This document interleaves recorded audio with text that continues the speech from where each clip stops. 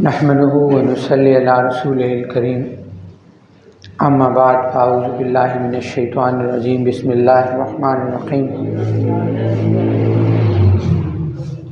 व नुनज़्ज़िलु मिनल क़ुरआनि मा हुवा शिफ़ाउन व रहमतल लिल मोमिनीन सदक़ल्लाहुल अज़ीम सदक़ रसूलुन नबिय्युल करीम।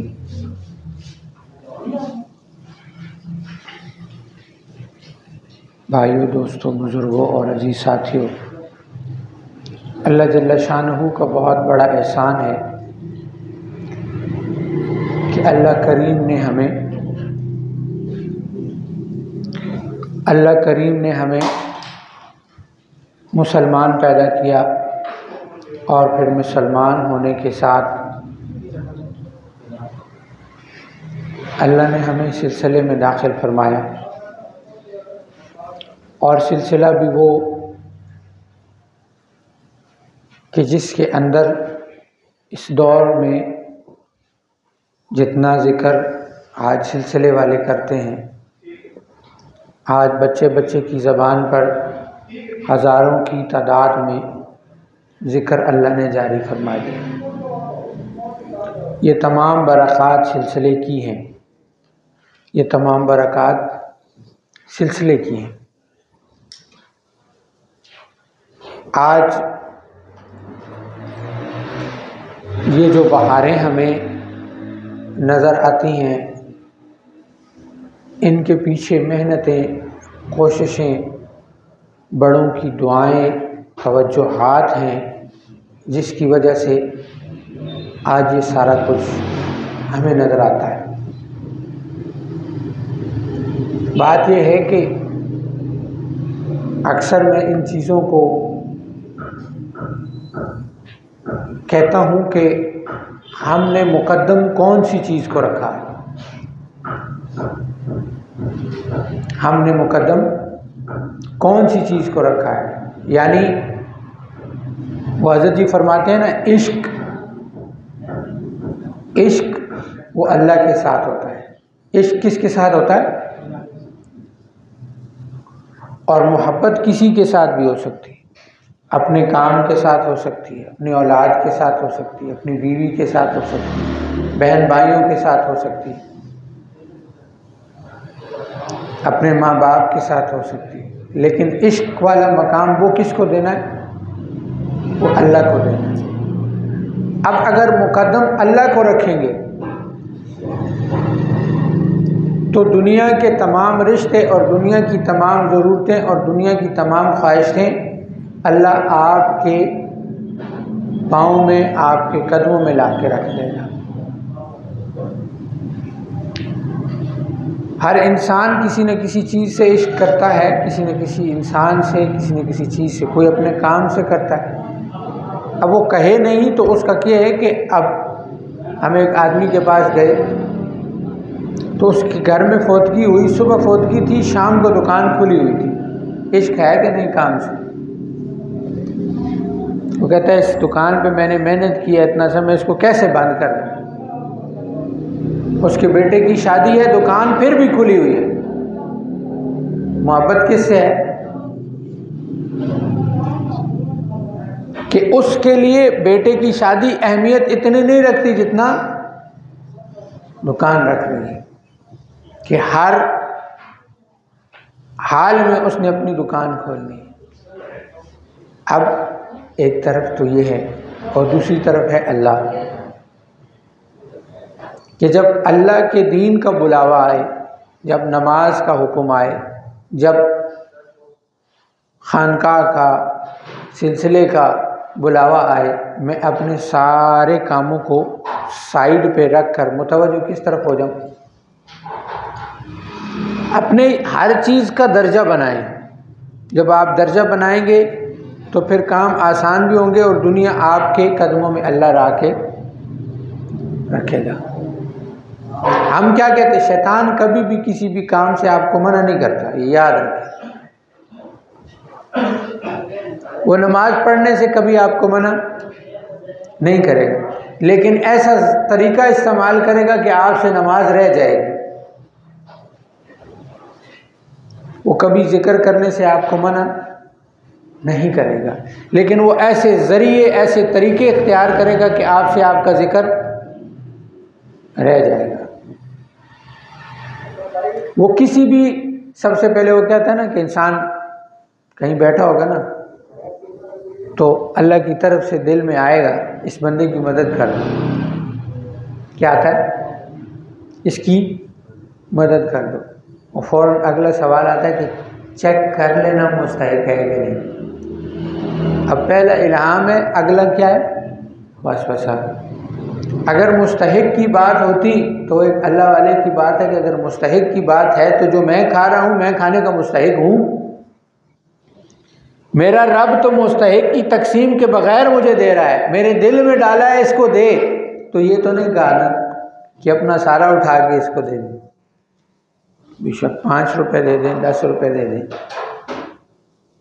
देना किसके लिए है, अल्लाह के लिए देना है। तो जब अल्लाह के लिए देना है तो ये सवाल ही नहीं है कि मुस्तहिक है या नहीं है, क्यों, मैं तो अल्लाह को देख रहा हूँ। जबकि दूसरी तरफ हमारे पास वाज़ेह हदीस मौजूद है, हुज़ूर सल्लल्लाहु अलैहि वसल्लम ने फरमाया, पुराना अंबिया के में से किसी दौर का वाक़या हुज़ूर ने फरमाया ना कि वो एक आदमी था जिसने कुछ पैसे इकट्ठे किए, सदका किया, और रात को सदका किया तो सुबह पता चला कि वो उसने पैसे किसी चोर को दे दिए। अगले कुछ अर्सा फिर जमा किया, फिर दिया, तो फिर पता चला वो किसी फाशा औरत को दे दी। फिर कुछ अर्सा जमा किया और फिर पता चला कि उसने जब रात को दिया तो पता चला उसने किसी मालदार को पैसे दे दिए। ये नीयत सच्ची थी, दिल में ख्याल आया कि या अल्लाह मेरा अमल कबूल नहीं हुआ, तो अल्लाह ने खोल दिया कि जिस चोर को दिया था उसने कहा अल्लाह मुझे ऐसे जायज़ तरीके से, ये देखो कितना नेक इंसान है कि रात को छुप के बिना ये देखे कि मैं कौन हूँ इसने मुझे पैसे दे दिए, अल्लाह मुझे रिज़्क़ ऐसे दे सकता है, मुझे क्या ज़रूरत है चोरी करने की। और फाशा औरत ने भी सोचा कि अल्लाह मुझे इस तरीके से भी रिज़्क़ दे सकता है, मुझे क्या ज़रूरत है हराम कर्म करने की।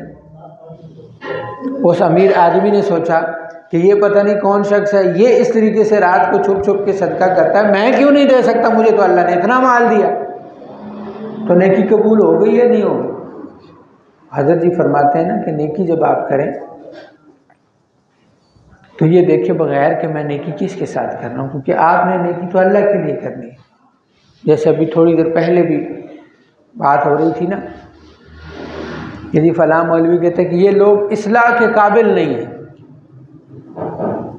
किसके काबिल नहीं, इस्लाह हिदायत, ये किसका काम है, ये तो अल्लाह का काम है भाई। हमारा काम है दावत देना, हमारा काम क्या है, दावत देना। किसी भी शख्स को हम समझते हैं कि इसमें ये गलती है, बैठ जाओ,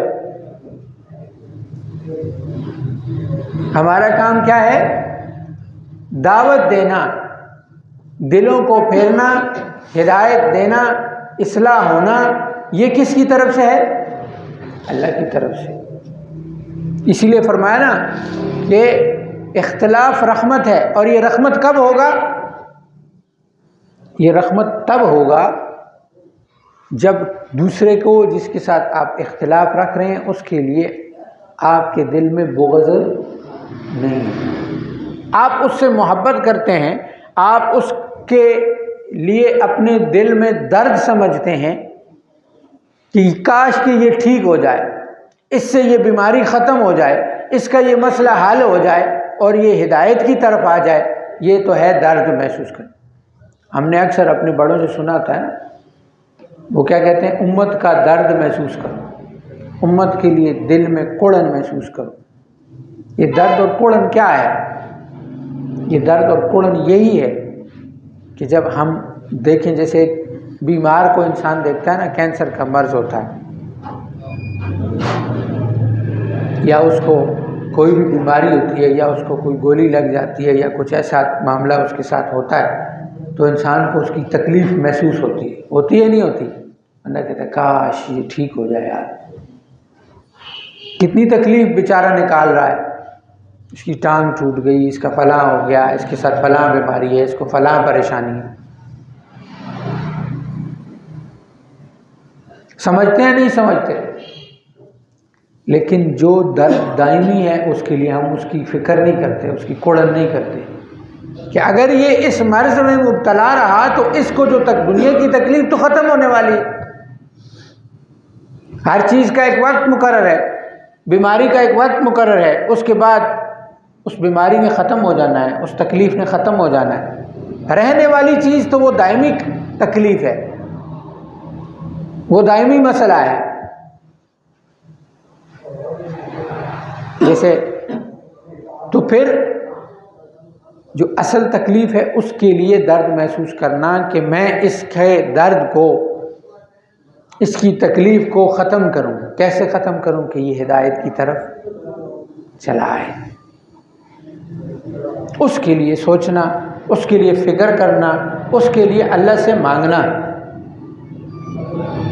क्योंकि अब हज़ारों सामान देने में नहीं, रख दो बाद में ले, तो उसके लिए कोशिश करना, उसके लिए दुआ करना, उसके लिए ज़िक्र करना। जैसे वो हम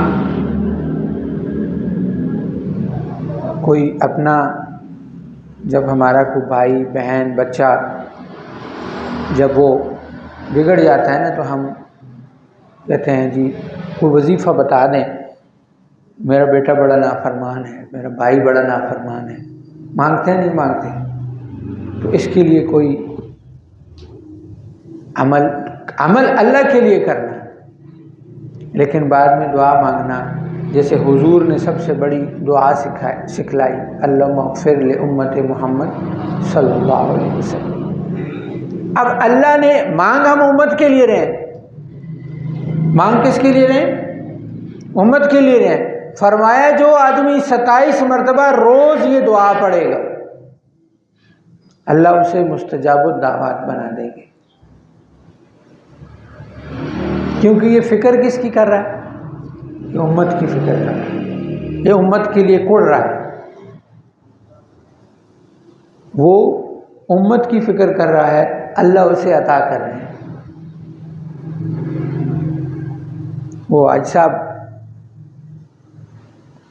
रहमतुल्लाह अलैह और मुफ्ती ज़ैनुल आबिदीन साहब रहमतुल्लाह अलैह एक सफ़र में किसी बाहर के मुल्क में जा रहे थे, तो जहाज़ से जब उतरे तो अपनी मंजिल मकसूद पर, तो वहाँ आगे 4-5 गाड़ियाँ खड़ी हुई थी और हर गाड़ी वाले की कोशिश यही थी कि हाजी साहब मेरी गाड़ी में बैठे, हाजी साहब मेरी गाड़ी में बैठे। तो जब एक गाड़ी में बैठ गए, तश्कील हो गई, तो मुफ्ती ज़ैनुल आबिदीन साहब हाजी साहब से अर्ज़ करने लगे, हाजी साहब मुफ्ती मैं हूँ, आलिम मैं हूँ, और कदर लोग कदर आपकी करते हैं। ऐसा क्या है, ऐसा आपके अंदर क्या है कि ये लोग आपकी कदर करते हैं? तो फरमाया इसका जवाब मैं बाद में दूंगा। तो वो जो सफ़र था उसको मुकम्मल किया, वहाँ जिस तकाज़े के लिए, जो बयानात के लिए गए थे वो करके सफ़र से वापस आए। सफ़र से जब एयरपोर्ट पे उतरे और गाड़ी में बैठने लगे तो मुफ्ती ज़ैनुल आबिदीन साहब रहमतुल्लाह अलैह ने अर्ज़ की कि हज़रत मुझे थोड़ा वक्त दे दें कि मैं घर से चक्कर लगाऊं। क्या करूं? घर से चक्कर लगाऊं। मैं अपना जवाब लेते जाओ, अपना जवाब लेते जाओ। तुम्हें कभी कभी घर की याद सताती है, मुझे हर वक्त उम्मत की याद सताती है, इसलिए उम्मत मेरे से मोहब्बत करती है। तो जितनी उम्मत की मोहब्बत दिल में होगी इतना ही उम्मत आपसे मोहब्बत करेगी। अल्लाह उनकी मोहब्बत की वजह से उम्मत के दिल में आपकी मोहब्बत डाल देते हैं। बड़े बड़े बुजुर्गों को हम देखते हैं कैसे लोग इनके पीछे भाग रहे होते हैं कि खाली मैं मुसाफा कर लूँ, मैं हाथ में ला लूँ। और कई ऐसे दीवाने होते हैं कहते हैं मैं खाली देख लूँ। मिलते हैं नहीं मिलते? दूर से खड़े होकर देख रहे होंगे कि यार मेरी वजह से अब हजरत को तकलीफ़ ना हो, मेरी वजह से मौलाना साहब किसी मुश्किल में ना पड़े। दूर से खड़ा होकर देखता रहेगा, अपनी आंखों को नहारता रहेगा। ये मोहब्बत डालने वाला कौन? कोई मतलब नहीं होता। कोई अल्लाह वाला बज़ाहिर न पैसे देगा न कोई और चीज़ देनी है। ये मोहब्बत का सौदा है। ये किसका सौदा है? मोहब्बत का सौदा है। जब मोहब्बत हो जाती है तो फिर इंसान ये नहीं देखता कि मैं दे क्या रहा हूँ और ले क्या रहा हूँ, क्योंकि ये तो सौदा है। देना और लेना क्या है? वो जैसे अक्सर जो साथी छोड़ के गए ना, तो वो कहते कि हजरत बड़े ये सारा पैसों का चक्कर है, पैसे कमा रहे हैं।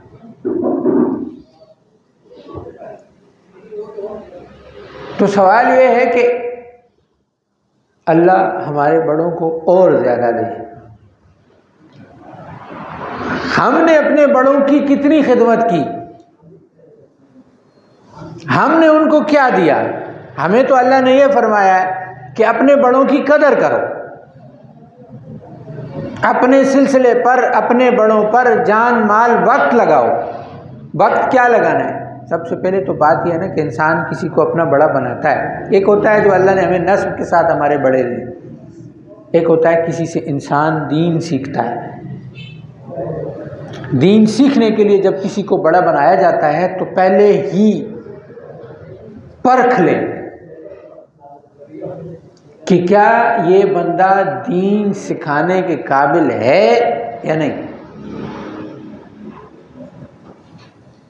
जब परख लिया, जब समझ में आ गई, फिर अब वसवसों को यहाँ से उड़ा दो, ज़बान पे मत लाओ। जैसे ही ज़बान पे वसवसे को लाओगे, सिलसिले से बाहर हो जाओगे, जिस भी सिलसिले में इंसान चल रहा होता है। क्योंकि सबसे पहली ये बात ज़हन नशीन कर लें कि कोई भी वली वो मासूम नहीं होता, कोई भी मौलवी मासूम नहीं होता, कोई भी दाढ़ी वाला मासूम नहीं होता। जैसे ही हमें किसी मौलवी की गलती मिलती है, हम उसको ज़्यादा उछालना शुरू कर देते हैं। किसी पीर की गलती मिलती है, हम उसे उछालना ज़्यादा शुरू कर देते हैं। भाई वो भी इंसान हो गया उससे। फिर आगे से अपनी तावील क्या देते हैं हम? ओ जी ऐसा की थी, चलो खैर। इसने क्यों की है? किसने कहा है खैर? कहीं खैर का लफ्ज़ इस्तेमाल हुआ है कि अल्लाह ने तो कहीं नहीं फरमाया, या हुजूर ने तो कहीं भी हदीस में नहीं फरमाया। अल्लाह ने दीनदार और दुनियादार कहीं फरमाए? ये तो हमारा पैदा करता है ना, दीनदार और दुनिया। अल्फाज तो हमारे पैदा करते हैं, दीनदार या दुनिया। जी मैं तो दुनियादार से आदमी हूँ, मैं तो खैर है कर सकता हूँ। अल्लाह ने तो कानून सब के लिए एक रखा है। उसके बचत की चांसेस ज़्यादा हैं क्योंकि उसकी नेकियां आखिरत में आमाल गिने नहीं जाएंगे, क्या होंगे? तोले जाएंगे। तो किसी का वो जो दीन के साथ जुड़ा हुआ है, न जाने कितनी मरतबा कलमा पढ़ा होगा, न जाने कौन कौन सी नेकियां की होंगी, तो उसकी हज़ारों नेकियों को, जैसे बाज़ लोग बड़े आराम से कह देते हैं ना, ओ जी मस्जिदें भरी पड़ी हुई हैं, लेकिन मस्जिदों में सही तरह का नमाजी कोई नहीं। तू सब के दिलों को देख के आ गया, तुझे पता है इनका नमाज सही नमाजी कोई नहीं। और जी लोगों का ध्यान ही नहीं, और तुझे क्या पता उनका ध्यान है या नहीं। जो बेनमाजी है वो नमाजियों के बारे में ये कह रहा है, और जो नमाजी है वो बेनमाजियों के बारे में। तो ये जो दिलों के अंदर बोझ पैदा हो गया, ये पढ़ने वाला तकब्बुर कर रहा है और न पढ़ने वाला हसद कर रहा है। अब यही मिसाल हम अपने ऊपर ले लें कि हम सिलसिले का जो काम कर रहे हैं, तो करने वाले तकब्बुर में मुब्तला हैं कि हम तो दीन का काम कर रहे हैं। और न करने वाला हसद में शामिल हो रहा है कि किया तो कौन सी बड़ी बात है, मेरे लिए थोड़ी किया है।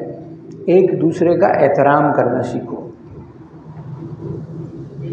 एक दूसरे का, जो नहीं कर सकता वो इस्तग़फ़ार करे कि यार मेरा काम था, मुझे करना चाहिए था, और जो कर रहा है वो न करने वाले को माफ़ करे कि यार हो सकता है मसरूफ़ होगा, बीमार होगा, किसी परेशानी में होगा, इसलिए नहीं करना चाहिए। हम ये सोचते हैं कि जी कोई आया नहीं, किसी ने किया नहीं, किसी ने कुछ दिया नहीं। ये काम पहले भी अल्लाह ने चलाया है, अभी भी अल्लाह चलाएंगे, और आने वाले वक्त में भी अल्लाह ही चलाएगा। और जैसे हज़रत ने पिछले बयान में क्या फरमाया कि किसी की जेब पर नज़र रखने वाला क्या है, तो लोगों की जेबों पर नज़र नहीं रखें कि अमीर आएगा तो मेरा काम चलेगा, वो मुझे देगा तो मेरा काम चलेगा, सिलसिले के साथ ही कुछ मदद इमदाद करेंगे तो हमारी खानकाह में प्रोग्राम होगा, वरना नहीं होगा। मैंने तो पहले भी अर्ज़ की थी, चाय के पैसे होंगे तो चाय पिलाऊंगा, गोश्त के पैसे होंगे तो गोश्त खिलाऊंगा, कुछ नहीं होगा तो पानी पिलाऊंगा, मैं भाग जाऊँ।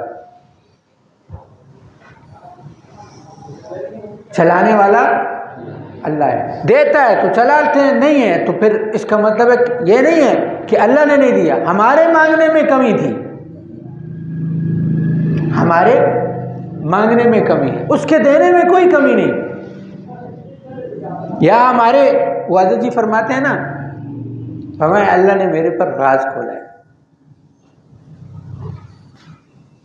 इस सारे उस सिस्टम में मैंने देखा कि जब भी कोई नेकी का काम आप करने लगे ना, तो आपका काम बंद हो जाता है, रास्ते रुक जाते हैं,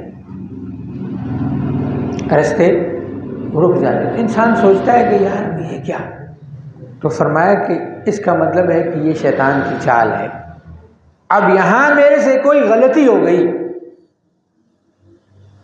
हम तो चूँकि हमारा शोबा एक अमलियात भी है ना, तो फ़ौरन दिमाग में क्या जाता है, लगना को बंदिश हो गई।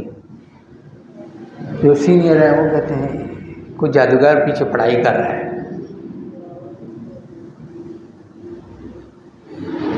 वो एक किस्सा भी सुना देता हूँ, इसमें ऐड करता हूँ। सिलसिले का सीनियर साथी था, उसने मुझे फ़ोन किया, कहता है जादू ख़त्म नहीं हो रहा। मैंने कहा यार एक बात बोलूँ, नाराज़ तो नहीं हो? नहीं बोलो। मैंने कहा यार मुझे लगता है तेरी कोई गलती है जिसकी वजह से इसमें से जान नहीं छूट रही। तो वो मुझे कहने लगा कि हज़रत साहब छन्नी कूजे को बता रही है कि तेरे अंदर 2 सुराख हैं। मैंने कहा कूजे ने खुद फ़ोन किया है छन्नी को, छन्नी ने नहीं कहा उसको कि तुमने मुझे क्यों फ़ोन किया। मैंने कहा मसला ये है कि मैंने कब कहा है कि तुम्हारे गुनाह जो है ना वो ज़्यादा हैं और मेरे कम हैं। मैंने तो ये बहस की ही नहीं। मैं मानता हूँ मेरे ज़्यादा होंगे, मेरी तुम्हारी न ये बहस है और न मैंने तुमसे रब्ता किया है।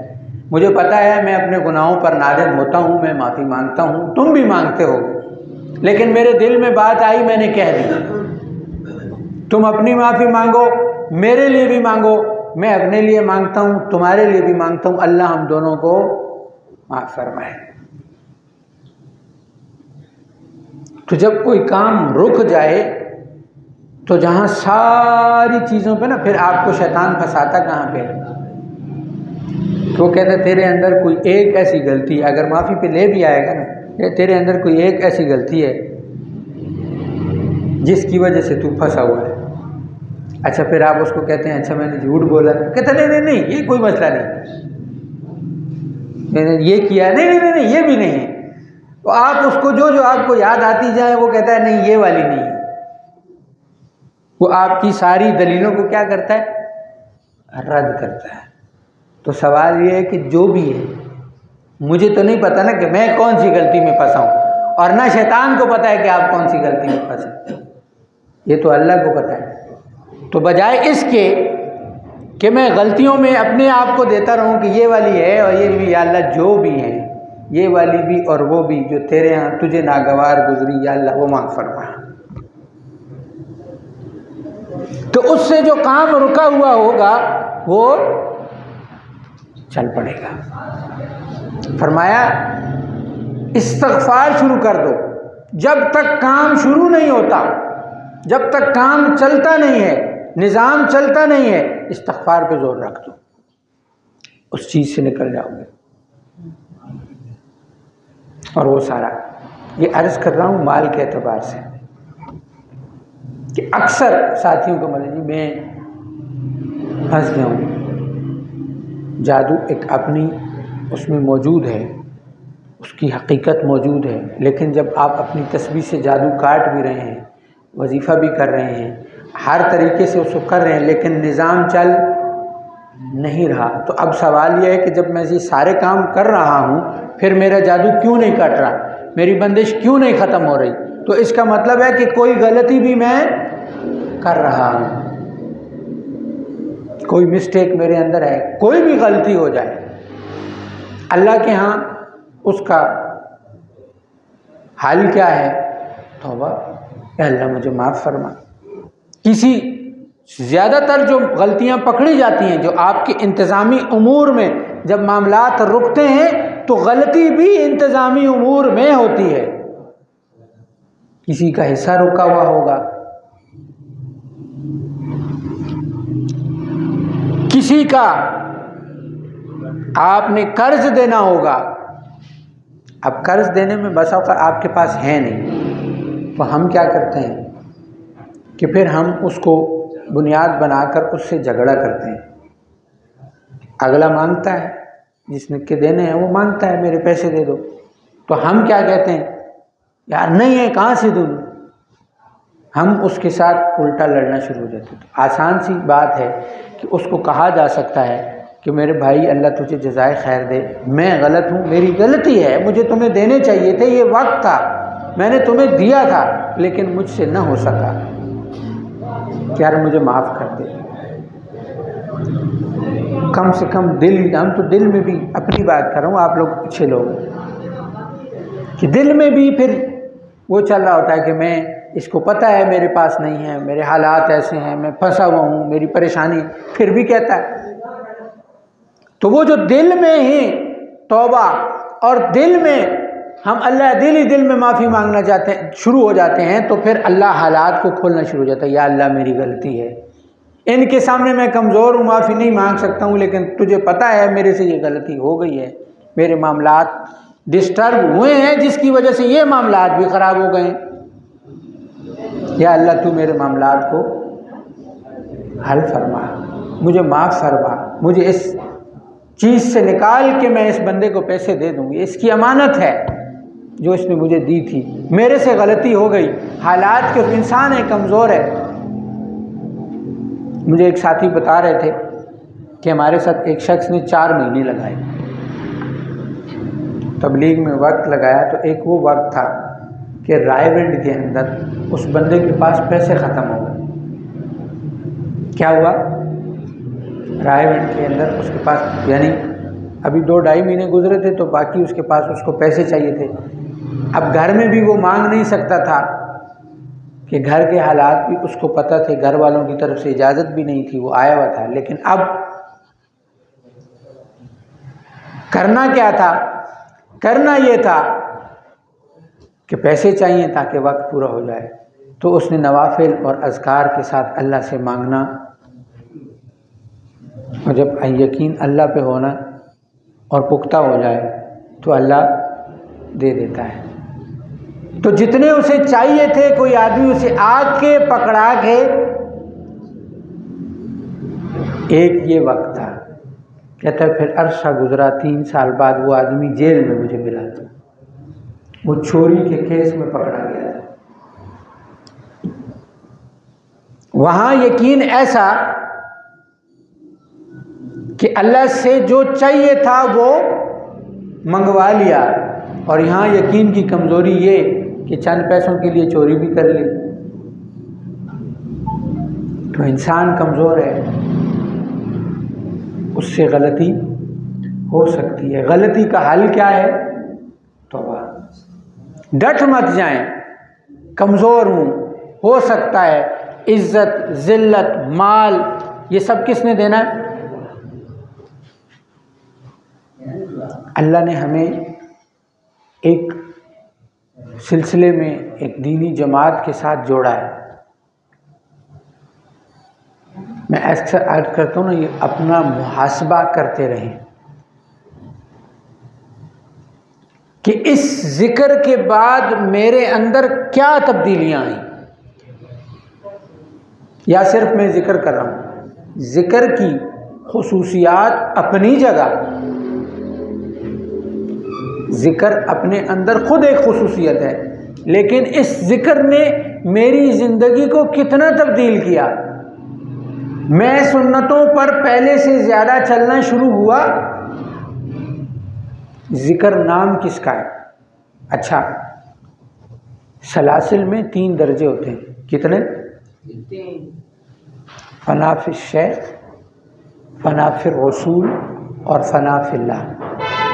अब सवाल ये पैदा होता है कि फना फिल शेख कहाँ से आ गया, ये दीन का कहाँ से हिस्सा है? तो शुरू करते हैं कुरान से। कहाँ से?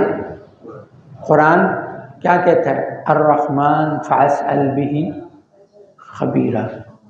रहमान की खबर किसी बाखबर से पूछो।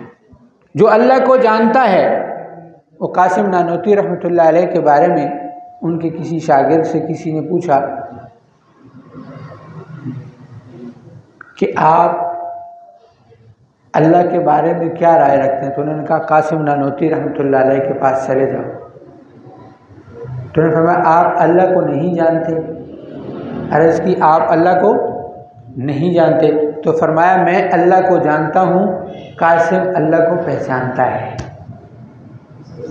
मैं अल्लाह को जानता हूँ, वो अल्लाह को पहचानते हैं।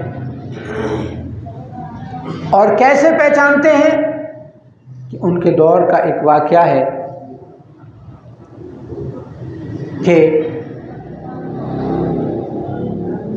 एक हिंदू था, उसने कहा कि मैं मुसलमान हो जाऊंगा अगर कोई मुसला, उस वक़्त मुसलमानों को वो क्या कहते थे, कोई मुसला मुझे अल्लाह दिखला दे। दरवाजे से आगे होके बैठे ना, इधर इधर हो जाए ताकि बाद में आने वाले साथी तकलीफ ना हो। वारे कि कोई मुसला मुझे अल्लाह दिखला दे तो मैं भी मुसलमान हो जाऊंगा। अब सारे मौलवी परेशान हो गए कि यार, और मुसलमान भी कि यार ये कैसी बातें करता है। तो सारे में से कुछ हज़रत के पास तशरीफ़ लाए और कहा कि फ़लाँ हिंदू है, वो ये कहता है कि मुझे अल्लाह दिखा दो तो मैं मुसलमान हो जाऊँ। तो कासिम नानोती रहमतुल्लाह ने कहा उसे जाके कहो कि वक्त और जगह मुंतखब वो कर ले, अल्लाह मैं दिखा दूँगा। तो जब उस हिंदू के पास वो गए तो उन्होंने कहा कि कासिम नानोती रहमतुल्लाह अलैह ये फरमा रहे हैं। तो उस हिंदू के अल्फाज ये थे कि अगर मुल्ला कासिम कह रहा है तो वो मुझे अल्लाह दिखा देगा, मैं मुनाजरा नहीं करता, जाओ। इल्म वो कि गैर भी आपकी तारीफ़ करने पे मजबूर हो जाए। तो बात अर्ज़ करने का मकसद ये है कि जो ज़िक्र आप कर रहे हैं उसने आपके अंदर क्या तब्दीली की। लोगों को छोड़ दें, लोग आपके बारे में क्या कहते हैं। जितना मुहासबा इंसान खुद कर सकता है, दूसरा कोई उसको नहीं बता सकता। सिलसिले ने मेरे अंदर क्या तब्दीलियां पैदा की हैं, क्या मेरे तक़वे में, मेरे आमाल में, हुजूर की सुन्नतों में। तो फना फिश शेख, सबसे पहले सिलसिले की चीज़ों को अपने अंदर लाने की, यानी हम अपने शेख को देख, अब हुजूर की सुन्नतें बहुत सारी मौजूद हैं, सारी तो हम नहीं कर सकते, जैसे गैर मुकल्लिद करते हैं, कोई कहाँ से उठाया, कोई कहाँ से उठाया, कोई कहाँ से उठाया, कोई कहाँ से उठाया। अब जैसे दो सुन्नतें हुजूर की, रफ़ा यदैन वाली भी और रफ़ा यदैन के बग़ैर भी। अब कभी ऐसे तो नहीं हो सकता कि फजर जो है वो रफ़ा यदैन के साथ पढ़ें और ज़ोहर रफ़ा यदैन के बग़ैर पढ़ें। जो लोग इस पे झगड़ रहे होते हैं ना कि रफ़ा यदैन की हदीसें ज़्यादा हैं या गैर रफ़ा यदैन की, तो इमाम अबू हनीफ़ा गैर रफ़ा यदैन वाले हैं और इमाम शाफ़ी रफ़ा यदैन के साथ पढ़ते हैं, और हमारे यहाँ तो दोनों ही अहले सुन्नत वल जमात के साथ, हम दोनों को हक़ मानते हैं। तो इसका मतलब है दोनों तरफ दलाइल मौजूद हैं, तो किसी एक पे चलना होगा, किसी एक पे, और दूसरे को सही मानना होगा, न कि उसका रद्द किया जाएगा या इनकार किया जाएगा। तो जब हम अपने शेख के साथ चल रहे हैं तो हमारे शेख जिन सुन्नतों पर अमल कर रहे हैं, हमने उन सुन्नतों पर अमल करना शुरू कर दिया तो हम फनाफी शेख पर आ गए हैं। हम उनकी हर उस बात को मानेंगे जो हमारी समझ में आती है, तब अगर समझ में नहीं आती तो हम उसको अपने अमल में नहीं लाते, लेकिन ये कहते हैं कि इसकी समझ मुझे नहीं है। फनाफी शेख का मतलब ये है कि अपने शेख की हर दीनी, हर सुन्नत, हर शरीयत वाली चीज़ को अपने ऊपर लागू कर लेना। फनाफी शेख का मतलब क्या है कि हर शेख की हर शरीयत वाली चीज़ को अपने ऊपर लागू कर लेना कि ये वाली सुन्नत तो मैंने ज़रूर करनी है क्योंकि ये मेरे शेख ने की है। फनाफी शेख का मतलब ये नहीं है कि आप शेख की खामियों या बुराइयों को भी अपने ऊपर ले आए। वो तो इंसान होने के नाते कमज़ोरियां हैं, सब में होंगी, तो उनसे लेना वो है जो शरीयत के मुताबिक है। जब ये करने वाला बन गया तो ये किस दर्जे पे फायज हो गया? फनाफी शेख, यानी सिलसिले के लिए अपनी हर चीज़, जान, माल, वक्त, जब ज़रूरत पड़े उसके लिए तैयार है। जब ये इस पे आ जाता है तो इसका दर्जा बढ़ के कहाँ चला जाता है? फनाफिर रसूल में। अब फनाफिर रसूल में क्या है? फनाफिर रसूल में हुजूर सल्लल्लाहु अलैहि वसल्लम की हर सुन्नत को वो मोहब्बत के साथ देखने लगता है। तो जो भी कोई सुन्नत वाला होता है, वो चाहे जिस किस्म की सुन्नत को लेके चल रहा है, वो उससे मोहब्बत करता है। हुजूर से मोहब्बत, इश्क इंतहा दर्जे का हो जाता है। वो अपनी ज़िंदगी का कोई भी लम्हा सुन्नत के बग़ैर गुजारने का सोचता भी नहीं है, और ख़ुसूसन उन सुन्नतों को ज़िंदा करने की कोशिश करता है जो मुर्दा हो चुकी है या जिनको ज़माना मायूब समझता है। इसकी क्या ज़रूरत है? और थोड़ी मैं मिसाल अर्ज़ करता हूँ कि जैसे या आज मैंने काला जोड़ा पहना हुआ है, काले जोड़े को मायूब समझा जाता है। क्यों? क्योंकि जी शिया पहनते हैं। किस लिए पहनते हैं? कौन पहनते हैं? शिया पहनते हैं। अब दूसरी तरफ हुजूर की सुन्नत है कि हुजूर ने काला पहना है, तो यहूदी भी पहनते हों। शिया तो वैसे भी मुसलमान हैं, जो शिया हैं उनकी बात कर रहा हूँ।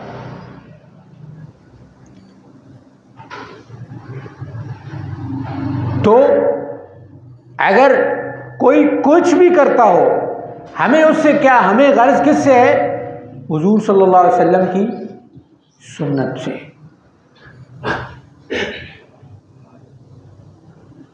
तो जब वो सुन्नत है तो वो कोशिश करता है कि क्योंकि ये सुन्नत तो कोई भी नहीं कर रहा, तो फिर उसके ऊपर लोगों की तान और तशनीद भी होती है, लोगों की बातें भी सुननी पड़ती हैं। वो कहता है तू जो मर्जी कह, मैं ये पहनूंगा। आज अल्हम्दुलिल्लाह जब हज़रत ने शुरू किया तो फिर हज़रत जी फरमाते थे ना, अगर तुम्हें काले जोड़े से या काले रंग से इतनी नफरत है तो फिर खाना काबा का गिलाफ भी उतारो, अपनी बेगमात को बोलो काले बुरके भी ना पहने, चेंज करो ना सारा, फिर सिर्फ कपड़ों पे क्यों रहते, फिर रंग काला तो तुम्हारे नज़दीक वो हो गया। तो ये हुजूर ने सफ़ेद कपड़े भी पहने और रंग बिरंगे कपड़े भी पहने। अब जो दीनदार लोग थे वो सफ़ेद को बतौर सुन्नत समझते थे, लेकिन रंगीन कपड़ों को कोई भी पहनता नहीं था। तो अब मुकर्रर ये था, क्योंकि दीनदार लोग जो थे वो सफ़ेद कपड़े को सुन्नत तो समझते थे, दूसरे कपड़ों को सुन्नत समझ के कोई नहीं पहनता था, कोई पहनता था। आज अल्हम्दुलिल्लाह शाज़लिया ने इस सुन्नत को ज़िंदा किया है। ऐसा मत समझे कि सिर्फ सफ़ेद कपड़े ही हुजूर ने पहने, हुजूर ने रंग बिरंगे कपड़े पहने, सिर्फ पीले रंग से मना फरमाया, पीले रंग से मना फरमाया। तो जब आप सारे रंगों को सुन्नत समझ के पहनेंगे तो पहनने में सुन्नत का सवाब मिला कि नहीं मिला। अब जैसे लोग कहते हैं चिट्टा पाया जी क्योंकि चिट्टा सुन्नत है, तो बाकी रंग भी, हाँ सफ़ेद हुजूर को पसंद था, सफ़ेद हुजूर को, लेकिन पहने हुजूर ने सारे हैं। तो जब हुजूर की सारी सुन्नतें जिंदा करनी हैं तो जो नहीं है वो किसी को तो करनी है। तभी फरमाया ना, हदीस पीछे क्या मौजूद है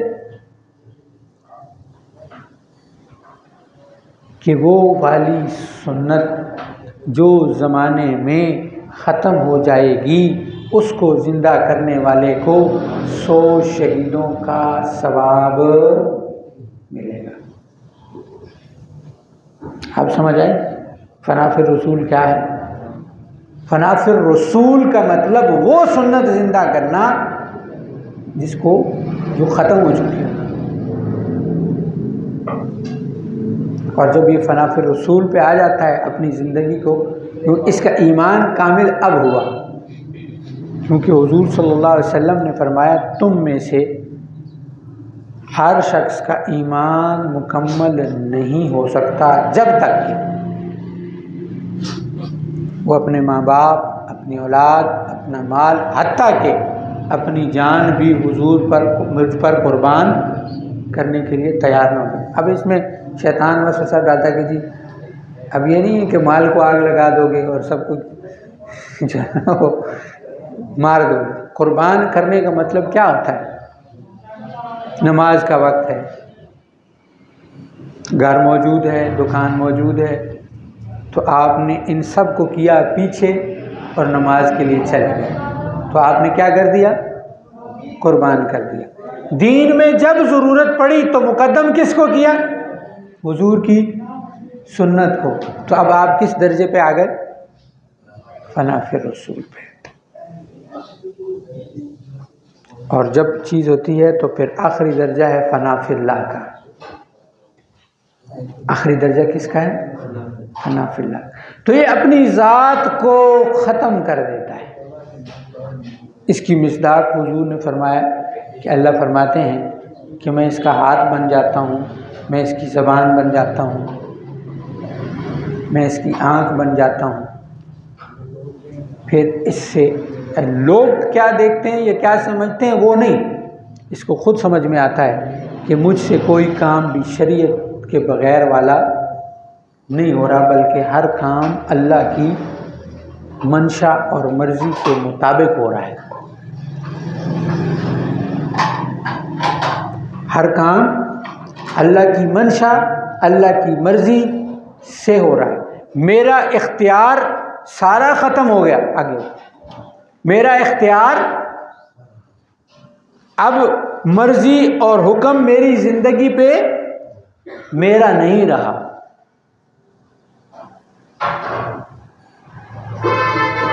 बल्कि इख्तियार अल्लाह का हो चुका है।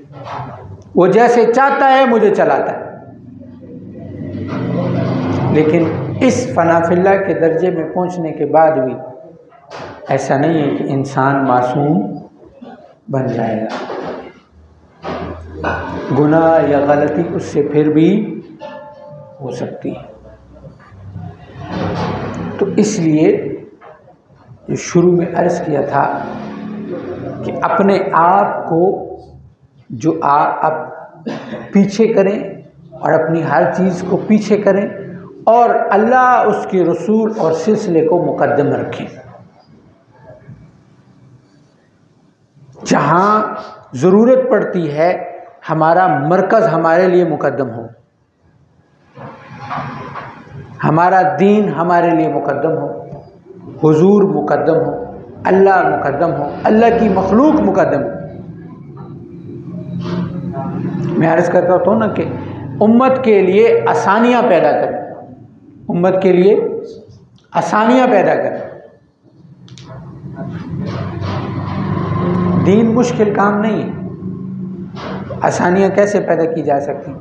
जिन अहबाब के पास गाड़ी है, मोटरसाइकिल है, तो रास्ते में आपको बहुत से लोग पैदल चलते नज़र आएंगे। किसी को अपने साथ पीछे बिठा लें, जहाँ तक जा रहे हैं वहाँ तक, जा तो वैसे भी रहे हो, छोड़ दो, मुश्किल काम आसान है। इसी तरीके से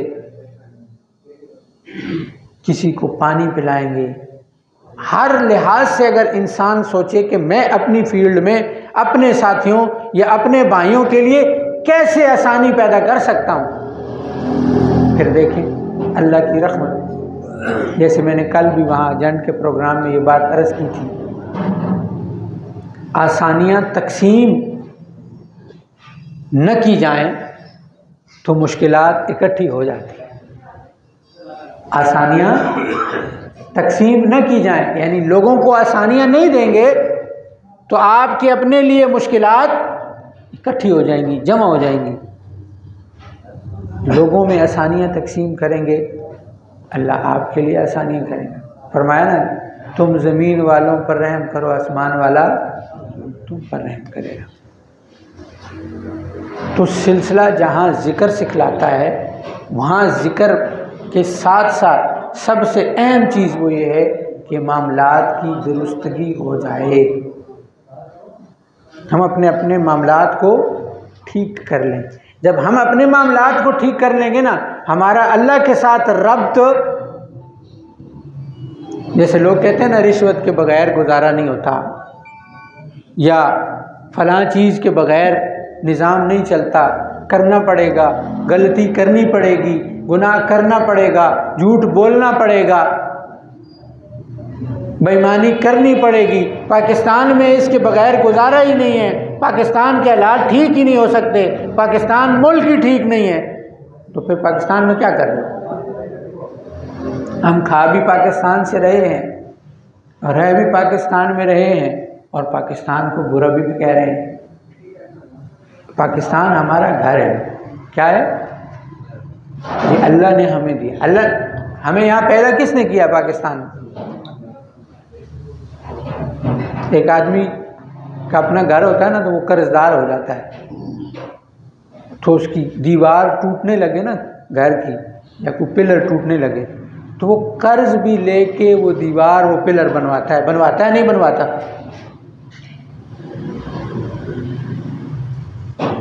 लेकिन ये कहता है मैं ये घर छोड़ के चला जाऊंगा। वो कहता है चौपड़ी ये परापड़ी है। क्या कहता है?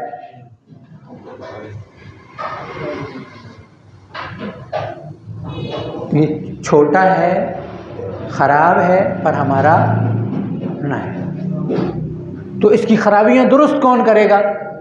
हम करेंगे। इसको ठीक कौन करेगा? हम करेंगे। दूसरों पे नज़र रखना छोड़ दें, नवाज शरीफ ठीक करेगा, इमरान खान ठीक करेगा, बेनज़ीर करेगी, फलाना करेगा। इसको ठीक लीडर बन के सोचना शुरू करें। लीडर कैसे बन सकते हैं? कि अपने सामने मौजूद लोगों को दुरुस्त करना शुरू कर दें, उनको बताना शुरू कर दें, उनके मामलात, उनके लिए आसानियाँ पैदा करना शुरू कर दें। उनको बताओ, लोगों के लिए आसानियाँ पैदा करें, तो चिराग से चिराग जलेगा, मामलात हल हो जाएंगे। अल्लाह हम सबको अमल की तौफीक अता फरमाए। तो आज का निज़ाम जो है वो तकमील कुरान का प्रोग्राम है। तो चूँकि साथियों को हमने बुलाया था कि पहले आ जाएं, तो मैंने कहा चलें थोड़ी सी बात जो है वो सिलसिले के हवाले से हो जाए। इंशाअल्लाह मगरिब से इशा के दरमियान थोड़ी चीज़ें चलती रहेंगी इंशाअल्लाह, और इशा में तरावी के बाद सिर्फ मुख्तसर सी हम दुआ कर देंगे। ठीक है, थोड़ा सा बयान इंशाअल्लाह मौलाना का हम रखेंगे। अल्लाह हम सब को अमल की तौफीक अता फरमाए। मुख्तसर सा ज़िक्र करा देते हैं। क्या टाइम हुआ है? टाइम तो नहीं है। इंशाअल्लाह फिर अफ्तारी के बाद ही जो है वो ज़िक्र और दुआ कर लेंगे। आखिर दावाना अल्हम्दुलिल्लाहि रब्बिल आलमीन।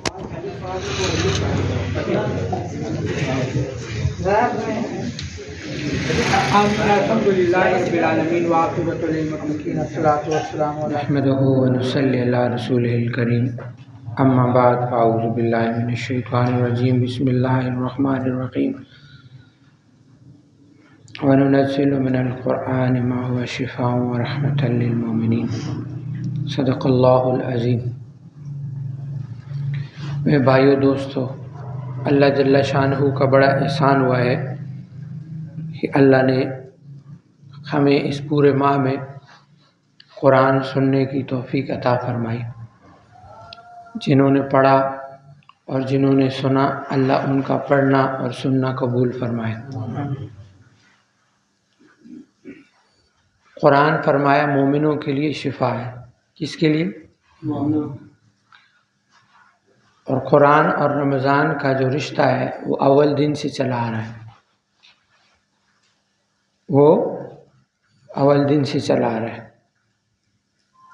तो इसीलिए जो सहाबा का जो ये तरावी के साथ कुरान को जोड़ना, ये मिन जानिबल्लाह चीज़ है। जैसे मैंने पहले भी एक दफ़ा अर्ज़ की थी कि कुरान को जो तरावी में पढ़ा जाता है, इसी की बरकत से आज जो हुफ़ाज़ कराम हैं उनका जो कुरान महफूज है वो इसी तरावी में पढ़े जाने की वजह से महफूज। वरना पूरा साल जो है, जो बुज़ुर्गों की तरतीब है कि हाफिज़ को तकरीबन 3 पारे पढ़ने चाहिए, वो नहीं हो पाता, मुश्किल हो जाती है। लेकिन जैसे ही रमज़ान करीब आता है तो हर हाफिज़ को ये फ़िक्र सताती है कि किस तरीके से मैं अपनी मंजिल कर लूँ। अब कुरान की फ़जीलत कितनी है कि इसके वालिदैन के लिए हुजूर ने क्या फरमाया कि हाफिज़ को कहा जाएगा कि कुरान पढ़ता जा, और इसके वालिदैन को कहा जाएगा कि दरजात की सीढ़ी पर चढ़ते जाओ। तो फरमाया वो महताब क्या होगा कि जिसके वालिदैन के लिए ये फजीलत है कि इसके पढ़ने की वजह से उनके दरजात बुलंद हो रहे हैं। तो खुद उसको अल्लाह ने क्या दिया होगा, उसको अल्लाह क्या अता फरमाएगा। अल्लाह का एक कानून है जो कुरान में अल्लाह करते हैं कि हमेशा अफजलियत छोटी चीज़ की आती है, बड़ी चीज़ खुद ब खुद उसमें आ जाती।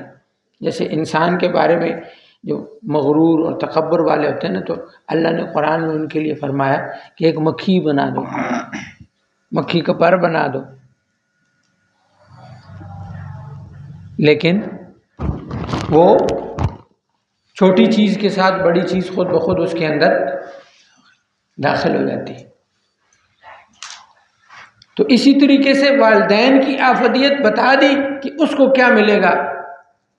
और जैसे हमारे सिलसिले की तरतीब है, फरमाया कि जैसे अब एक बीमार को कहा जाता है ना कि उसकी बीमार पुरसी के लिए जब जो जाएगा, बीमार पुरसी के लिए जाएगा तो 70,000 फरिश्ते, सुबह जाएगा तो शाम तक और शाम को जाएगा तो सुबह तक उसकी मग़फ़िरत की दुआ करते हैं। तो जो इलाज करने जाएगा उसकी फजीलत कहाँ से होगी? तो वो फजीलत बयान नहीं है। और रमज़ान में रोज़े के हवाले से ये क्या फरमाया कि रोज़े का अजर मैं खुद दूंगा। कोई उसकी वो नहीं बताई कितना दूंगा, क्या दूंगा, कैसा दूंगा। तो अल्लाह ने ये कानून की छोटी चीज़ बताई, बड़ी खुद ब खुद, क्योंकि वो उसके अजर का कोई अंदाज़ा लगा नहीं सकता। ये कुरान जो अल्लाह ने, इस कुरान की फजीलत, अक्सर लोग सवाल करते हैं ना जी, कुरान की जो है वो आयात ला दो, इस जैसी ला दो, तो क्या करेंगे? बड़े काफ की जगह छोटा काफ लगा देंगे, सीन की जगह स्वाद लगा देंगे, ते की जगह त्वा लगा देंगे कि क्या जी ये हम इसकी साथ की आयत देखो हम बना के, क्योंकि अल्लाह ने फरमाया है कि इसके साथ की आयत लेके आ गए, यानी बच्चों वाली बात। इसके साथ जैसे कुरान लाने की बात या आयत लाने की बात का मतलब ये नहीं है कि जो ये है उसके साथ की, किसी बात का कोई मानी और मफहूम भी होता है। जब आप उसका लफ्ज़ ही चेंज कर देंगे, यानी आसान अल्फाज में समझाएं ना, तो एक है कल्ब, एक है कल्ब। एक कल्ब का मतलब दिल, दूसरे का मतलब कुत्ता। तो तुम जो कश चेंज कर रहे हो तो मानी भी तो चेंज हो रहा है। उसके लिए तुम्हें सबसे पहले अरबी सीखनी पड़ेगी। अरबी सीखने के बाद तुम्हें अरबी दानों के कानून पता चलेंगे। ये नहीं पता चलेगा कि अल्लाह ने फरमाया क्या है, तुम क्या समझो ये तुम्हारी अकल है। इसीलिए तो तफासिर जुदा है। जिस बुजुर्ग को जो बात समझ में आई उसने लिख डाली। सबसे पहले हुजूर के बाद सहाबा ने आज कोई आपसे पूछे कि कुरान का मौजज़ा क्या है, तो कुरान का सबसे बड़ा मौजज़ा ये है कि कुरान आज भी अपनी असली हालत में मौजूद है। दुनिया भर की किताबें लिखी, जब वो पहली दफ़ा लिखी जाएगी, दूसरी दफ़ा नकल करके लिखी जाएगी, तब भी उसी तरह नहीं लिखी जा सकती।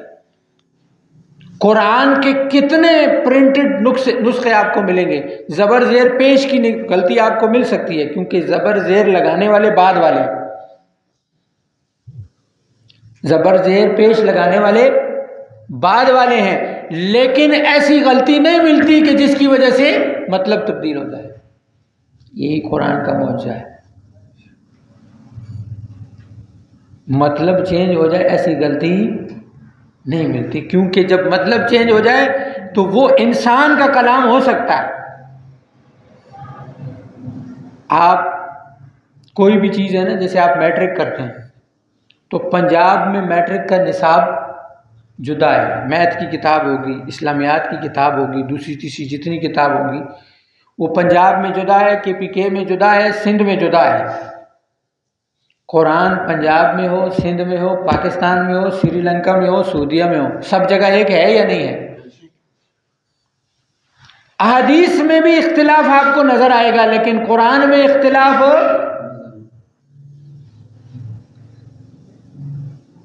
कहते हैं ना कुरान इल्हामी किताब कैसे है, तो ये चीज़ें अगर गौर करें तो ये सामने मौजूद है। लेकिन क्योंकि अल्लाह ने फरमाया ना कि जिनकी अक्लों पर ताले लगा दिए उनको समझ में नहीं आएगा। इसीलिए अक्सर हज़रत की बात को हम यहाँ पे नकल करते हैं ना कि ईमान जो हमें दिया है वो अल्लाह के फजल की वजह से हमें मिला हुआ है। हमारा कमाल ईमान का मिलना अल्लाह का फजल है। और ये जो हम तरावी हमने पढ़ी, हाफिज़ों ने सुनाया, हमने सुना, ये अल्लाह का फजल है। किसी को इस मामले में, जैसे मैंने मगरिब के वक्त अर्ज़ की ना, कि इसको हकीर ना जानो कि वो नहीं करता और मैं कर रहा हूँ। करना कराना अल्लाह के फजल से हो रहा है, हमारी इसमें कमाल नहीं है। तो इस पर अल्लाह रब्बुल इज़्ज़त का शुक्र अदा करें कि अल्लाह ने हमें सुनने और सुनाने की तौफीक अता फरमाए। और जो रमज़ान रह गया, जो रोज़े रह गए, तो अब ये नहीं कि हम जो है ना वो इस चीज़ में कि अब तो चलो जी तरावी ख़त्म हो गई, कुरान ख़त्म हो गया, तो अब हम तरावी को कमज़ोर कर दें कि ठीक है कभी पढ़ी तो पढ़ी, कभी ना पढ़ी तो न पढ़ी। तरावी सिर्फ कुरान के साथ ख़त्म करने का नाम नहीं है, बल्कि जो रमज़ान रह गए मज़ीद जो है दिल जमाई के साथ कि अगर उस पिछले रोज़ों में कोई कोताही हो गई तो यहाँ पर पढ़कर इस कोताही को दूर करें। रोज़ा रखने में कोताही हो गई, नमाज पढ़ने में कोताही हो गई, आमाल करने में कोताही हो गई, अल्लाह उस कोताही को माफ़ फरमाए, आगे करने वाले बनेंगे। तो ये अल्लाह का फ़ज़ल हुआ कि अल्लाह ने हमें सुनने सुनाने की तौफ़ीक अता फ़रमाई है। और यहाँ खानकाह में हमने इस चीज़ को तकरीबन चौथा साल है कि कुरान सुना और सुनाया जा रहा है। अब ये बात हमारे अपने साथियों के लिए है कि हमारी खानकाह में तकरीबन 4 से 5 लोग सिर्फ जो है वो तरावी पढ़ते थे, और हमारे कितने शाज़िलिया के साथी। मसला ये है कि हमने अपने साथियों को यहाँ पे लाना है और जोड़ना है, क्योंकि आपका फैज़ अपने मराकिज़ के साथ जुड़ने में।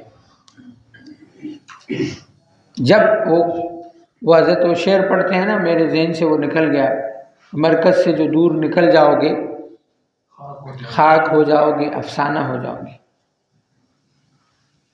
तो हम जो यहाँ पे ये हमारी मरकज़ी खानकाह है, जिसमें मैं एक अर्ज़ करूँ ना कि अल्लाह न करे वो वक्त आए कि मैं इस सिलसिले से चला जाऊँ, तो फिर इस खानकाह के साथ मेरा कोई काम नहीं होगा, क्योंकि ये खानकाह सिलसिले की मरकज़ी खानकाह है। या दूसरा तीसरा कोई भी चला जाएगा तो दीन का काम न किसी के जाने की वजह से रुका है, न किसी के जाने की वजह से रुकेगा। तो हम अपनी खानकाहों या अपनी इन चीज़ों को हम आबाद करेंगे तो अल्लाह न सिर्फ हमारे घरों को आबाद करेगा बल्कि दीन और दुनिया की बरकतें अता करेगा। मैं अक्सर साथियों को कहता होता हूँ ना कि आपके लिए तो अल्लाह ने सहूलत कर दी कि आपको लेने के लिए इस खानकाह में आना पड़ता है, हमें तो कराची जाना पड़ता है। पहले हमारे उस्ताद जी मौलाना रिजवान साहब रहमतुल्लाह अलैह पेशावर होते थे, तो चलो कभी थोड़ी ज़रूरत होती थी तो वहाँ चले जाते थे। पेशावर नज़दीक है, 15 दिन में महीने में एक दफ़ा चक्कर लग जाता था। अब वो भी अल्लाह उनको जन्नतुल फिरदौस में जगह अता फरमाए, चले गए। तो अच्छे उस्ताद का मिल जाना ये भी अल्लाह की तरफ से बड़ा फजल होता है। तो उनके जाने के बाद एक कमी दिल में रहती है कि बहुत सी चीज़ें, बहुत सी दिल की बातें उनसे कर लिया करते थे, अब अक्सर बड़ी मुश्किल हो जाती है। लेकिन अल्लाह का फजल है कि सिलसिला है तो बरकत भी हो जाती है। लेकिन अर्ज़ करने का मकसद ये है कि जब हमारी मरकज़ी खानकाह मौजूद है तो इसको हम कैसे आबाद करें, इसको किस तरीके से सिस्टम करें। तो तमाम साथियों से ये गुजारिश है कि इसके लिए फ़िक्र करें कि ख़ास कर जैसे हमारे प्रोग्राम होते तो आज जैसे हमारी अफ्तारी तो अच्छी हो गई, लेकिन अभी हमारे साथ कितने साथी हैं, हमारे पुराने साथियों में से साथी नहीं हैं। तो इसकी वजह हमारी सबसे पहले मेरी कमज़ोरी है और हर आदमी उसको अपने एतबार से ले ले। तो जब हम सोच और फ़िक्र करेंगे अपने मरकज़ को आबाद करने की, तो फिर इंशाअल्लाह एक ही दिन होता है ना, ठीक है, और फिर एक ही रमज़ान होता है, और रमज़ान में भी कौन सा आपसे 24 घंटे मांगे जाते हैं। तो जब मैंने पहले जैसे अर्ज़ की थी मगरिब के बाद जो साथी मौजूद थे कि हम जब अल्लाह के काम को मुकद्दम रखेंगे, सिलसिले को मुकद्दम रखेंगे, तो दरजात फ़ना फ़िल शेख, फ़ना फ़िल रसूल और फ़ना फ़िल्लाह वाले आसान हो जाएंगे। तो हम कहेंगे ना कि ये तो मेरी ज़िम्मेदारी नहीं है, तो ज़िम्मेदारी तो किसी की नहीं है, लेकिन ज़िम्मेदार सारे हैं। ज़िम्मेदारी किसी की नहीं है, लेकिन चूँकि हमने अल्लाह से वादा किया है कि अल्लाह दुनिया में जाएंगे और तेरे दीन का बोलबाला करेंगे, तेरे अहकामात पर चलेंगे, तो हम अल्लाह के अहकामात पर कितना चल रहे हैं। और मसला ये है कि सिलसिले के अंदर सिर्फ दीन नहीं सिखाया जाता, दुनिया को दीन पे कैसे चलना है ताकि दुनिया भी चलती रहे और दीन भी चलता रहे, आसानी के साथ ये सारी चीज़ें सिखाई। शैतान वसवसा क्या डालता है? शैतान वसवसा ये कि तू दीन पे चलना शुरू हो गया तो दुनिया तुझसे चली जाएगी। तो ऐसा कुछ भी होने वाला नहीं है। अल्लाह दीन भी बनाएंगे, दुनिया भी बनाएंगे। और मुख्तसर सी इंशाअल्लाह बात मुफ्ती साहब भी करेंगे 5-10 मिनट, फिर इंशाअल्लाह ज़िक्र करते हैं, ज़्यादा प्रोग्राम को जो है वो लंबा नहीं लेके जाते। उससे पहले कारी साहब से मैं गुजारिश करूँगा कि वो मुख्तसर सी तिलावत कर दें। आए हैं तो चलो कुछ न कुछ। अऊज़ु बिल्लाहि मिनश शैतानिर रजीम।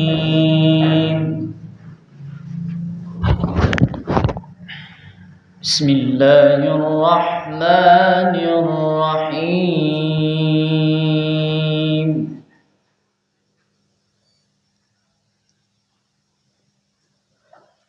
या यहया खुज़िल किताब बिक़ुव्वतिन व आतैनाहुल हुक्म सबिय्या।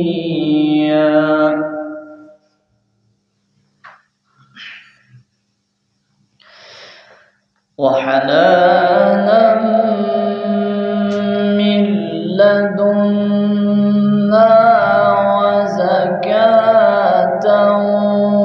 व कान तक़िय्या।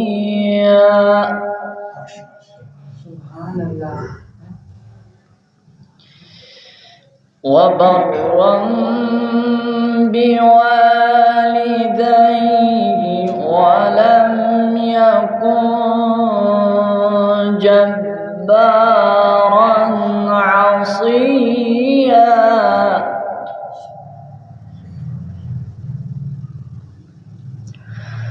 व सलामुन अलैहि यौम वुलिद व यौम यमूत व यौम युबअसु हय्या।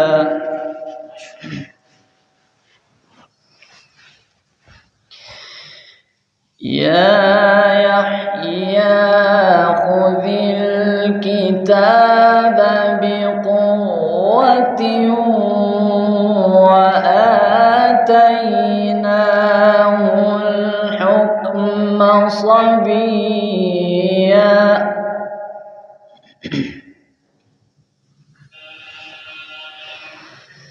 या यहया खुज़िल किताब बिक़ुव्वतिन व आतैनाहुल हुक्म सबिय्या व हनानन मिन लदुन्ना व ज़कात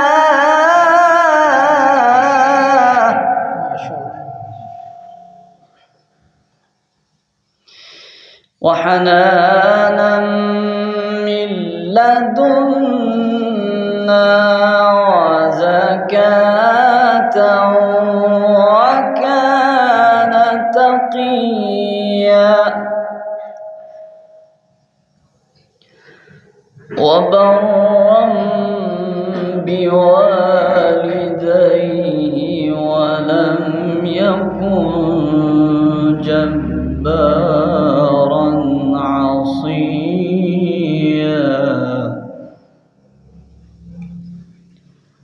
व सलामुन अलैहि यौम वुलिद व यौम यमूत व यौम युबअसु हय्या।